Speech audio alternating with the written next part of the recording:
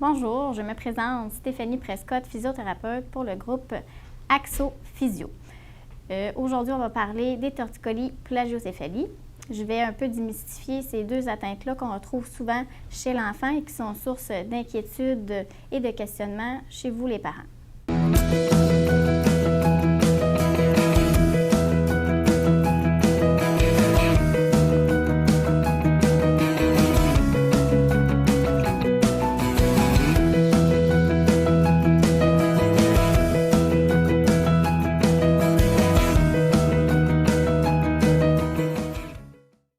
Qu'est-ce que c'est que le torticolis congénital et la plagiocéphalie? Un torticolis, pourquoi on en parle? Premièrement, c'est que ça fait partie du troisième rang au niveau des atteintes retrouvées chez les nourrissons à la naissance. On est caractérisé par une tension au niveau du muscle qu'on appelle sternoclédo-mastoïdien, qui se trouve être le gros muscle qu'on retrouve chaque côté au niveau du cou. Il va être caractérisé par une inclinaison de la tête d'un côté, associée avec une rotation de la tête du côté opposé. Parce que l'enfant a la tête prise dans cette position-là en raison de la tension musculaire au niveau du cou, peut s'associer avec un aplatissement à l'arrière de la tête qui est asymétrique, donc d'un côté, qu'on appelle la plagiocéphalie. Donc, la plagiocéphalie qui est en fait le plat retrouvé à l'arrière de la tête chez le bébé. Il est important à noter que la plagiocéphalie ne cautionne pas de retard dans le développement chez votre enfant. Par contre, il est important qu'il soit pris en charge parce que si la plagiocéphalie progresse, si le plat devient plus important, on peut noter une déformation au niveau du visage chez votre enfant. Ou encore, ça pourrait retarder l'acquisition de certaines acquisitions de mouvements chez votre enfant. Par exemple, le fait qu'il a la tête toujours prise d'un côté, ça fait en sorte que l'enfant ne porte pas attention aux objets placés d'un côté, donc il n'aura pas tendance à aller chercher les objets de ce côté-là ou encore de se tourner vers un côté en particulier. Pourquoi entend-on de plus en plus parler du torticolis ou de la plagiocéphalie?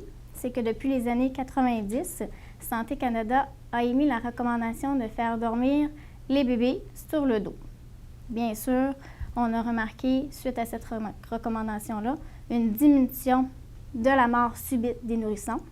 Par contre, relié à ça, on a vu une augmentation de la fréquence des plats à l'arrière de la tête chez les enfants.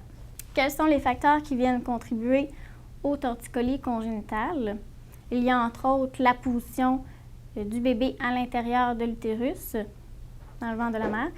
Ça peut être aussi occasionné par un traumatisme au niveau du muscle qui se produit lors de la naissance de l'enfant, soit par la position de la tête à sa sortie, par l'utilisation des forceps ou des ventouses qui vient créer une inclinaison, vient créer un étirement au niveau du muscle du cou, vient créer une petite contracture, donc qui vient créer une tension et, à ce moment-là, crée le torticolis, limite les mouvements.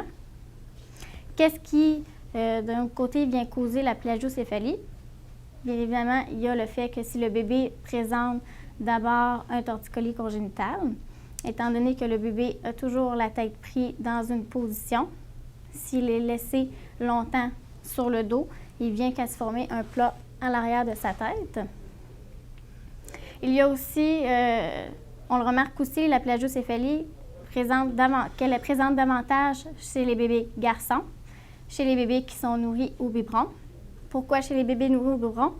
C'est parce que les parents ont tendance à nourrir les enfants d'un côté versus l'autre, parce qu'ils sont davantage à l'aise d'un côté versus l'autre. On remarque aussi la plagiocéphalie davantage chez les bébés qui sont moins actifs ou chez ceux qui sont placés trop longtemps sur le dos, donc pas suffisamment sur le ventre durant les périodes d'éveil. Il y a aussi certaines faiblesses musculaires qui peuvent venir causer des inclinaisons au niveau de la tête, entraîner aussi un plat au niveau de la tête. Donc, il est important à retenir que les éléments auxquels vous devez porter attention chez votre bébé pour être alerte à la présence ou non de torticolis congénital ou de plagiocéphalie. Toujours garder en mémoire que s'il présente une inclinaison de la tête d'un côté, une rotation de la tête qui est prédominante d'un côté versus l'autre, ce sont des signes.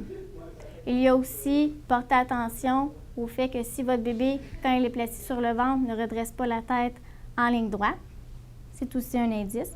Et pour ce qui est de la plagiocéphalie, évidemment, observez au niveau de l'arrière de la tête de votre bébé s'il y a un plat qui est présent.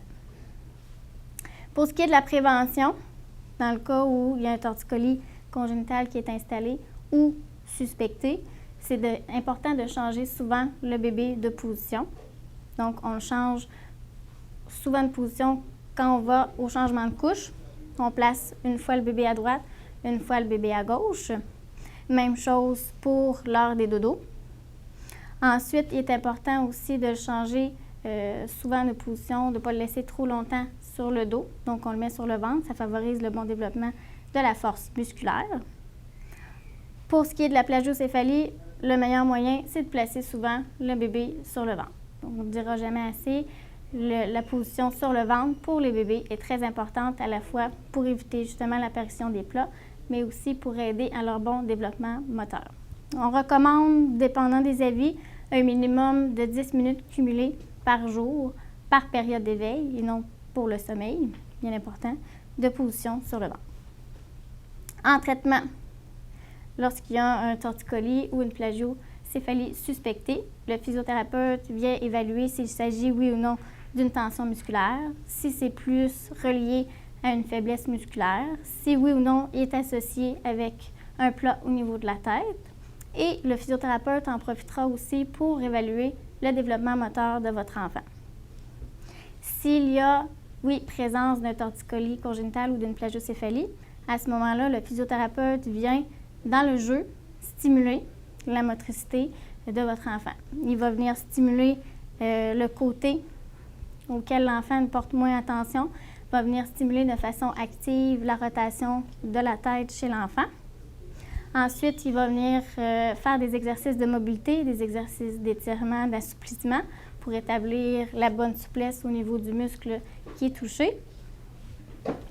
Autre chose qui est fait en traitement par les physiothérapeutes, ce sont des exercices de renforcement pour les muscles, parce que souvent, presque toujours, le torticolis vient avec une faiblesse aussi musculaire, des muscles opposés au muscle qui est tendu. Autre chose qui est fait, c'est un massage du muscle qui est touché chez le torticolis. Et dernièrement, le physiothérapeute va vous donner plusieurs conseils, des conseils aussi par rapport au positionnement de l'enfant qui va être fait durant l'alimentation, durant aussi le transport, les changements de couche, comme on a parlé tout à l'heure. Et au besoin, il peut vous référer à un autre professionnel de la santé dépendant de la gravité de l'atteinte. Donc, en conclusion, soyez attentifs à la position de la tête de votre enfant. Restez alerte aussi à sa façon de jouer, s'il joue également des deux côtés.